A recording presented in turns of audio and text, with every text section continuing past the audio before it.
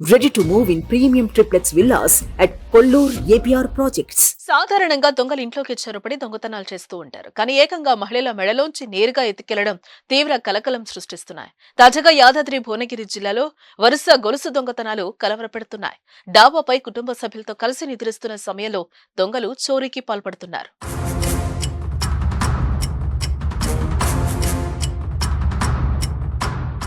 యాదాద్రి భువనగిరి జిల్లా మోటకొండూరు మండలం కాటేపల్లిలో అర్ధరాత్రి దొంగలు హల్చల్ చేశారు.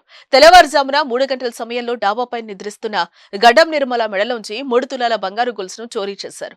ఉదయం లేచి చూసేసరికి పుస్తెల తాడు కనిపించకపోవడంతో పోలీసులకు ఫిర్యాదు చేశారు.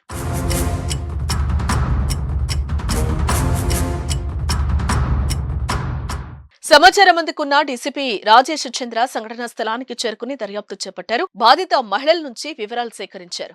దగ్గరలోని సీసీటీవీని పరిశీలిస్తున్నారు. అయితే తాజాగా జరుగుతున్న వరుస దొంగతనాలపై ప్రజలు భయాందోళనకు గురవుతున్నారు. పోలీసులు గట్టి నిఘా పెంచి దొంగతనాలకు చెక్ పెట్టాలని గ్రామస్తులు కోరుతున్నారు.